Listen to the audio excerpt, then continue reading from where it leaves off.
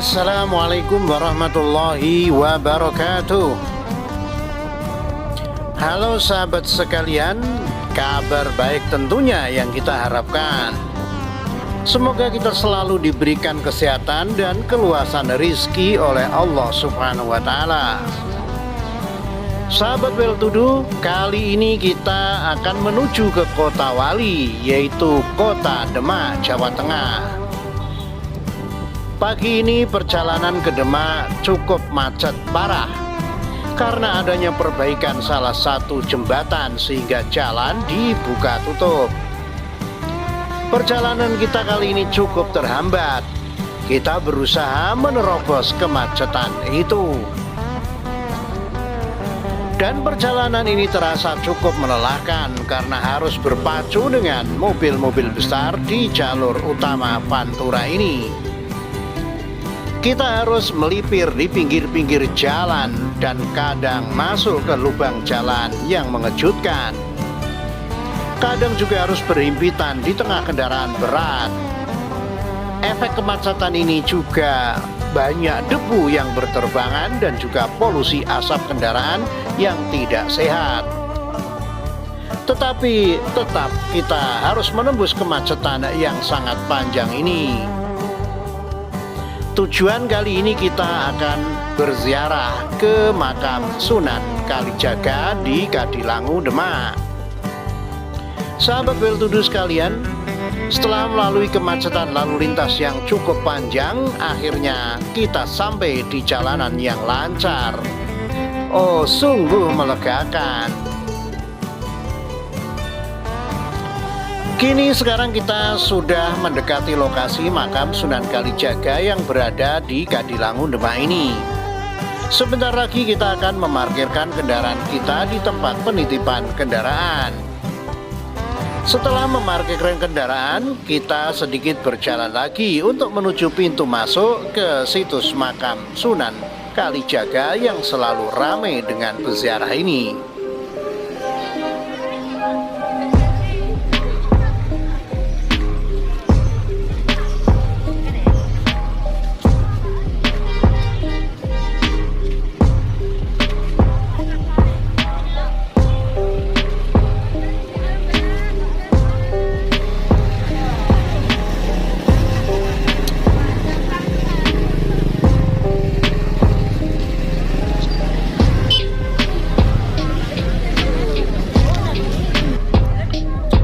Dengan masih berjalan, kita lanjutkan menyusuri lorong-lorong yang penuh aneka macam jualan, meliputi souvenir, aneka jajanan, buah-buahan, dan pakaian khas daerah ini.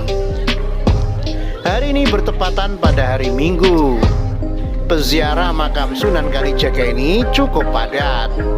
Walau memang peziarah di makam ini tak pernah sepi, tapi di hari-hari tertentu sangat ramai peziarah dari berbagai daerah, bahkan dari luar Pulau Jawa dan bahkan luar negeri.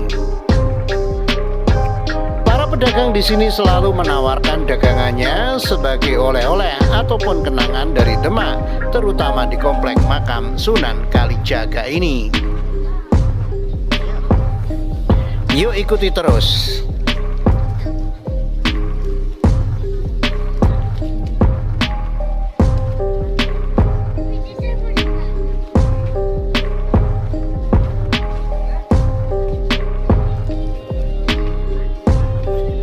Sahabat Well-to-Do, Indonesia terkenal sebagai salah satu negara yang mayoritas agama Islam paling banyak di dunia. Namun agama Islam mula-mula datang ke Indonesia tidak datang secara tiba-tiba atau tidak tersebar dengan begitu saja. Akan tetapi dalam penyebaran agama Islam itu sendiri ada beberapa faktor yang membantu untuk mempermudah dalam penyebaran agama Islam itu sendiri. Salah satu faktornya adalah adanya para waliwo atau sering kita sebut wali songo, yang artinya 9 wali.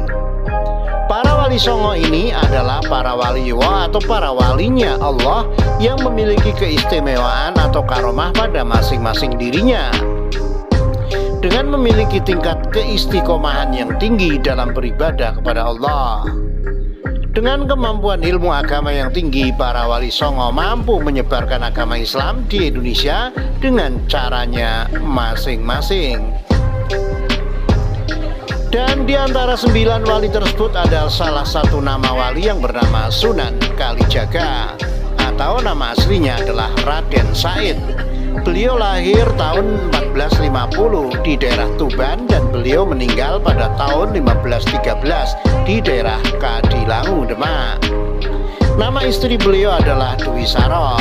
Beliau dimakamkan di makam Kanjeng Sunan Kalijaga, Demak. Anak beliau adalah Sunan Muria, Dewi Sofiah, Dewi Rakayu. Nama orang tua beliau adalah Tumenggung Wilatikta, dan ibunya bernama Dewi Retno Dumila. Raden Said adalah salah satu sosok seorang yang sangat dermawan. Beliau selalu membantu dan berbagi kepada rakyat yang kekurangan. Akan tetapi, dalam niat baik itu, beliau lakukan dengan cara jalan yang salah. Beliau telah mencampur adukkan antara perkara yang hak dan yang batil, yang jelas hal itu dilarang oleh Allah Subhanahu wa Ta'ala. Sebelum menjadi seorang wali, beliau adalah seorang perampok yang selalu mencuri hasil bumi yang ada di kerajaan. Lalu hasil rampokannya itu beliau bagikan kepada rakyat miskin. Singkat cerita, Raden Said bertemu dengan kakek-kakek di sebuah hutan, dan beliau melihat kakek-kakek itu membawa sebuah tongkat, yang mana si tongkat itu terlihat seperti tongkat emas yang sangat mahal sekali. Lalu tanpa perlu berpikir panjang, Raden Said pun langsung merampas tongkat emas itu. Tanpa dia ketahui bahwa seorang kakek-kakek tua itu adalah salah satu wali Allah, yaitu Sunan Bonang. Sunan Bonang bertanya mengapa alasannya Raden Said merampas tongkat itu. Lalu Raden Said menjawab bahwa tujuan ia merampas tongkat emas itu untuk membantu rakyat miskin yang kelaparan. Sunan Bonang tidak membenarkan cara Raden Said itu. Walaupun terlihat seperti baik, tapi dilakukan dengan cara yang salah, tetap saja itu perilaku yang tidak baik. Lalu Sunan Bonang menasihati Raden Said bahwa Allah Subhanahu wa Ta'ala tidak menyukai perilaku buruk. Sunan Bonang menunjukkan kepada Raden Said sebuah pohon yang bernama pohon aren emas. Dan Sunan Bonang berkata kepada Raden Said, "Jika engkau ingin mendapatkan harta tanpa ingin berusaha, maka ambillah buah aren emas yang ditunjukkan oleh Sunan Bonang." Lalu kemudian Raden Said pun tersadar, dan kemudian beliau pun ingin menjadi muridnya Sunan Bonang.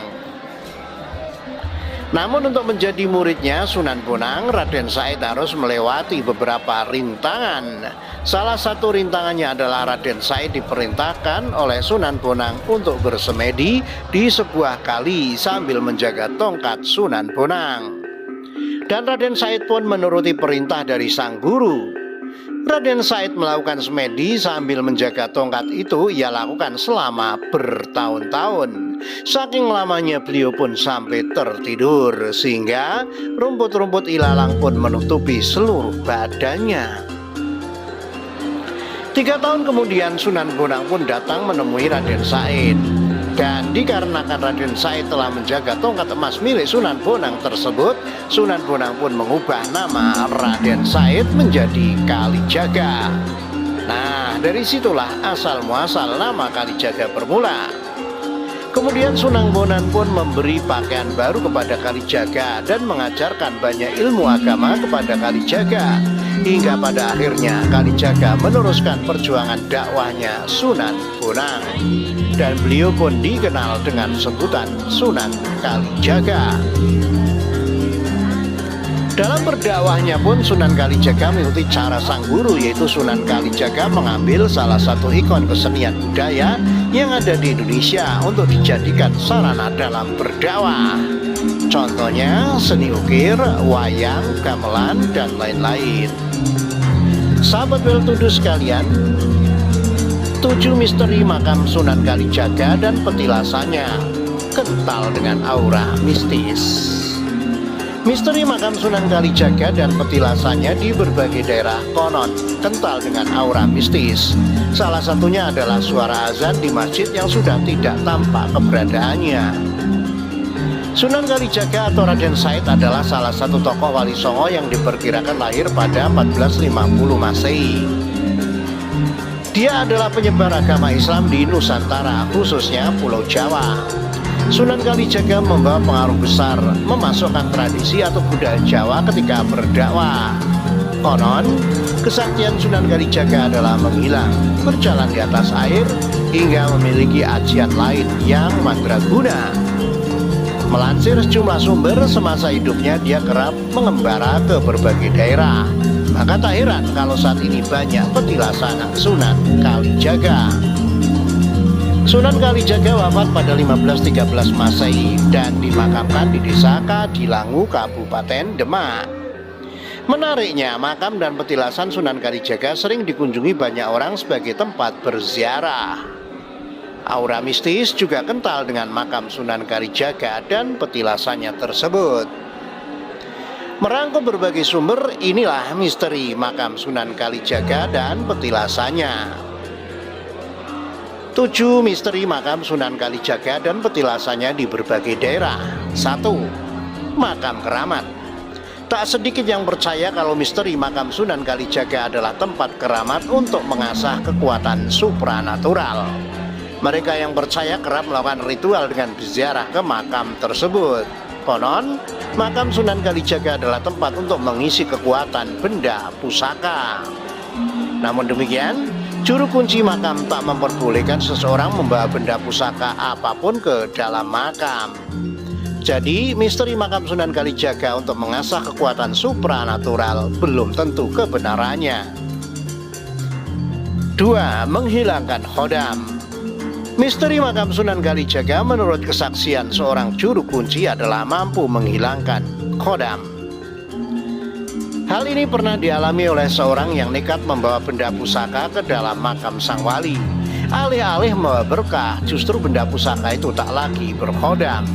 Kesaktian benda pusaka itu luntur dan menghilang.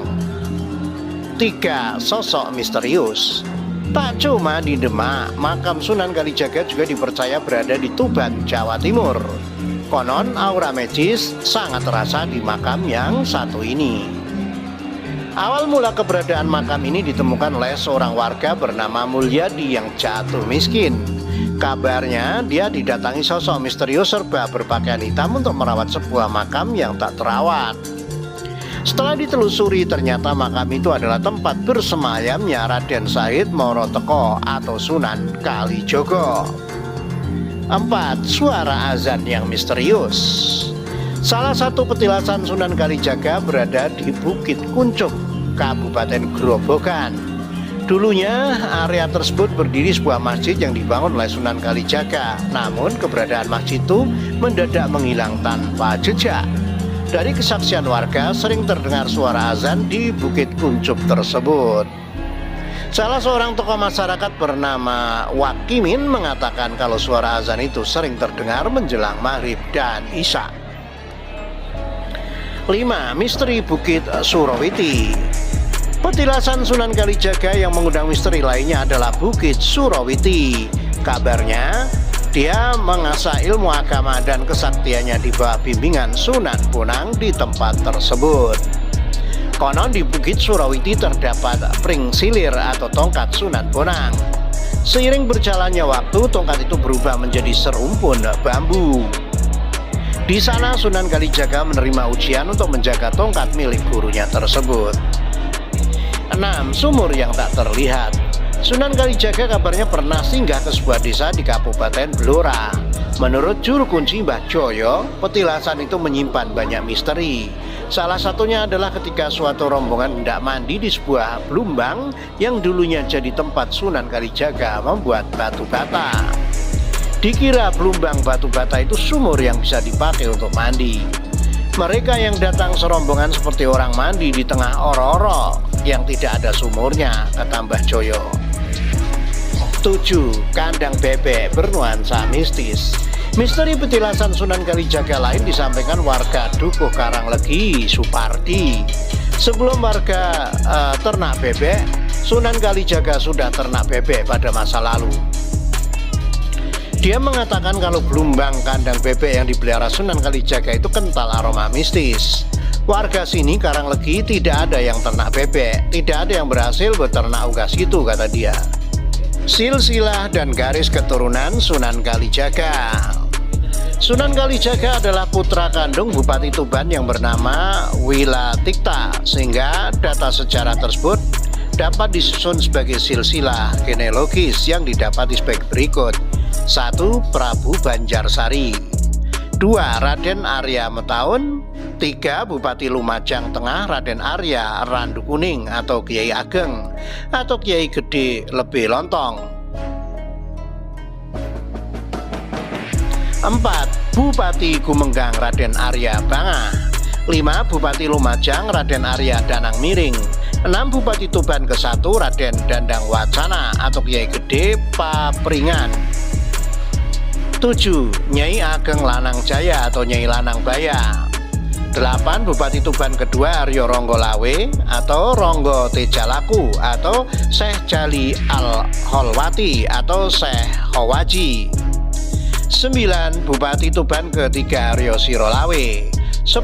Bupati Tuban keempat Aryo Sirowenang. 11. Bupati Tuban kelima Aryo Lana atau Arya Teja 1. 12. Bupati Tuban ke-6 Aryo Dikoro atau Arya Teja 2 berputri. 13. Raden Ayu Aryo Tejo berputra, istri dari Bupati Tuban ke-7 Aryo Tejo Maulana Mansur. 14. Bupati Tuban ke-8 Raden Aryo Wilatikta atau Raden Ahmad Sahuri berputra. 15. Sunan Kalijaga. Silsilah sampai Nabi Muhammad SAW. 1. Nabi Muhammad Rasulullah SAW berputri Sayyidah Fatimah Az-Zahra, Al-Husain, Ali Zainal Abidin, Muhammad Al-Baqi, Ja'far Shodiq, Ali Al-Uraidi, Muhammad Isa, Ahmad Al-Muhajir, Ubaidillah Alwi, Muhammad Alwi, Ali Holik Kosam, Muhammad Sohib Marbat, Alwi Amil Faqih, Abdul Malik Azmat Khan, Abdullah Ahmad Jalaluddin, Ali Nuruddin, Maulana Mansur, Ahmad Sahuri alias Raden Sahur alias Tumenggung Wilatikta, Bupati Tuban ke-8. 24. Sunan Kalijaga alias Raden Said. Keturunan Sunan Kalijaga. Dalam satu riwayat, Sunan Kalijaga disebutkan menikah dengan Dewi Saroh binti Maulana Ishaq dan mempunyai 3 putra, Raden Umar Said atau Sunan Muria, Dewi Rakayu dan Dewi Sofia. Maulana Ishaq memiliki anak bernama Sunan Giri dan Dewi Saroh. Mereka adalah kakak beradik. Sunan Muria, Dewi Sofia, Dewi Rakayu, Sunan Nyamplungan, Raden Ayu Nasiki, Pangeran Santri. Itulah silsilah dan keturunan Sunan Kalijaga. Jika ada kekurangan, mohon beri kami masukan. Demikian vlog kali ini, semoga bermanfaat dan menginspirasi. Sampai ketemu di vlog-vlog menarik berikutnya. Wassalamualaikum warahmatullahi wabarakatuh.